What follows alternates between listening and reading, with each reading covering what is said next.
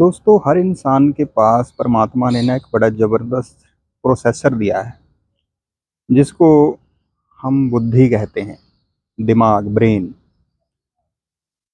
और इसकी जो डिफ़ॉल्ट सेटिंग्स करके भेजी हैं परमात्मा ने, वो ये भेजी हैं कि जो कुछ भी इंसान को अच्छा लगे, उसे उस तक कैसे ही वो कैसे प्राप्त कर सकता है ना? दिमाग कैसे लगाना है, कैसे चीज़ को पाना है, इस चीज़ को वो उसको करके दे, रिज़ल्ट निकाल के दे। तो जो बुद्धि है ना हमारी, ये सिर्फ़ एक टूल है, एक प्रोसेसर है, एक पार्ट है इंसान का। लेकिन जो एक ऑपरेटिंग सिस्टम है, जिससे वो हमारा इंसानी कंप्यूटर, जो इंसान रूपी कंप्यूटर चलता है, वो है हमारा मन। वो हमारा ऑपरेटिंग सिस्टम है। वही कमांड देता है और बुद्धि काम करती है। प्रोसेसर चलता है, कंप्यूटर हमारा चलता है। और जो ऑपरेटिंग सिस्टम है, ये भी अपने आप तो कमांड नहीं लेगा, अपने आप तो कमांड नहीं देगा।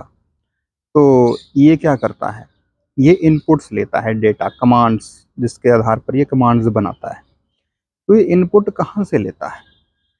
इसने 5 तरह की चीज़ें रखी हैं बॉडी के अंदर, जो इसको इनपुट ला करके देती हैं, डेटा ला करके देती हैं, और जिसके थ्रू ये कमांड्स बनाता है और बुद्धि को लगाए रखता है हमेशा उल्टे-सीधे कामों में।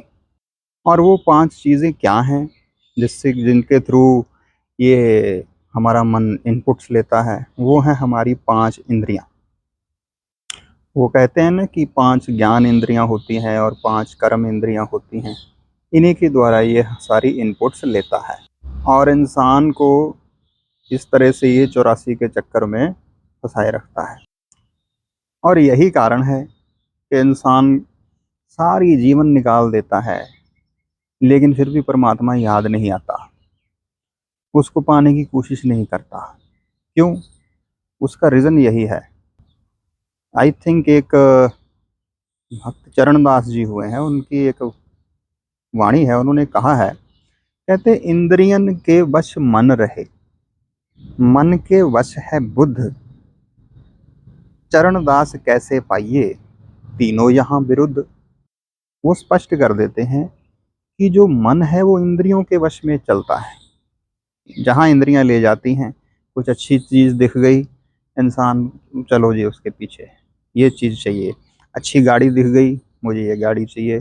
अच्छी स्मेल आ गई, मुझे ये भोजन चाहिए। ये कुछ एग्जांपल्स हैं। कंफर्ट चाहिए, हर किसी को लग्जरी चाहिए। तो ये किसको चाहिए? ये इंद्रियां जो हैं इस चीज़ की ओर हमें लेकर के जाती हैं, हमारे मन को लेके जाती हैं। तो जब जो हमारी हायरार्की है वो बिल्कुल इस प्रकार से चल रही है, तो फिर इंसान सुखी कहाँ से होगा? वो सारी ज़िंदगी भागता रहेगा, परमात्मा तो याद ही नहीं आएगा उसे। क्योंकि असल में जो देखा जाए, इंद्रियां हमें दी गई थी इस एनवायरनमेंट के साथ कोप अप करने के लिए, तालमेल बिठाने के लिए, और काम करने के लिए। हमारे जो कर्म ज़रूरी हैं इस संसार में, इस शरीर के द्वारा, वो सब करने के लिए दी गई थी। वो हमारे सर्वेंट्स हैं। और मन जो है वो ऑफिसर है, जो आदेश दे उनको कि भाई तुम ये काम करो, तुम ये काम करो, तुमने ये करना है, ऐसे करना है। तो ये मन का काम था। मन एक ऑफिसर था। लेकिन ये ऑफिस था किसका? हमारी आत्मा का। डिपार्टमेंट किसका था? आत्मा का। और किसके राज्य में हो रहा था? ये परमात्मा की। लेकिन हुआ क्या? करप्शन हो गई। ऑफिसर ने मनमानी करनी शुरू कर दी। आत्मा की सुनी नहीं, उसको ला करके एक कमरे में बंद कर दिया कि तू यहाँ पड़ी रहे, अब तुम्हारी नहीं सुनेंगे हम, अफसरशाही चलेगी, जो हम चाहेंगे वही करेंगे। और जब ऑफिसर करप्ट हो गया, तो वो क्या कहता है सर्वेंट्स को या अपने सबॉर्डिनेट्स को, नीचे वालों को, तू ऐसा कर, तू ऐसा कर। तो फिर होता क्या है, धीरे धीरे जो सबॉर्डिनेट्स हैं, जो हमारी इंद्रियां थी, वो भी करप्ट हो गई। नीचे वाले बंदे भी करप्ट होने शुरू हो गए, क्योंकि ऊपर से करप्शन की डिमांड हो रही थी। तो इस तरह से सारा तंत्र ही हमारा करप्ट हो गया। सो इस करप्ट तंत्र में जब यहाँ चारों ओर करप्शन हो तो वहाँ पे शांति कहाँ से हो सकती है? वहाँ तो फिर कैओस ही होगा ना, और कैओस होगा तो फिर उसके परिणाम भी भुगतने पड़ेंगे। तो इस तरह से होता क्या है कि इंसान राम को भूल जाता है।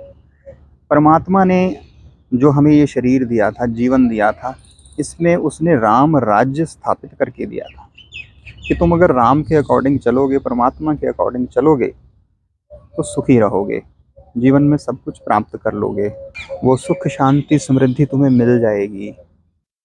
लेकिन जब हमने करप्शन शुरू कर दी तो फिर सुख शांति समृद्धि कहाँ से प्राप्त हो? फिर तो वहाँ रावण का राज्य स्थापित कर दिया ना हमने, अहंकार का राज्य स्थापित कर दिया, विषय विकारों का, वासनाओं का राज्य स्थापित कर दिया, तो फिर शांति कहाँ रह जाएगी? ऐसे माहौल में राम रह ही नहीं सकते। यही कारण है कि आज का इंसान जो है उसकी प्रवृत्ति राक्षसी हो चुकी है, तामसिक हो चुकी है, दुखी है, परेशान है। जो बेचारे अच्छे लोग भी हैं वो भी सरवाइव नहीं कर पा रहे, क्योंकि चारों तरफ बाहर भी सिस्टम करप्ट हो चुका है, बाहरी तौर पे भी अगर देखें तो ऐसे में इंसान जाए कहाँ, क्या करे? ज़रूरत है अपने भीतर के सिस्टम को ठीक करने की, जो हायरार्की है उसे ठीक करने की।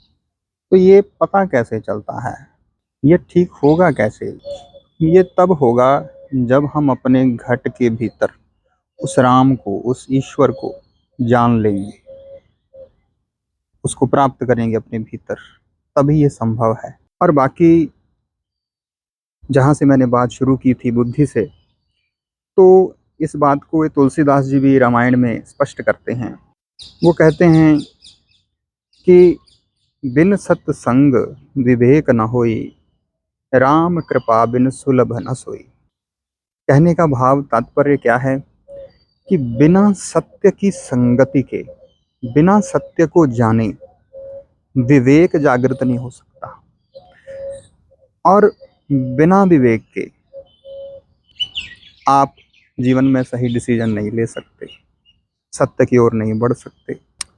सो इससे ये स्पष्ट होता है कि इंसान के पास बुद्धि तो है लेकिन विवेक नहीं है। विवेक जागृत तब होगा जब हम सत्य से जुड़ेंगे, सत्य को स्वीकार करेंगे। उस सत्य क्या है? वो ईश्वर है, वो परमात्मा है, उसको जानना ही जीवन का हमारा परम लक्ष्य है। तो उससे जुड़ना बहुत ज़रूरी है।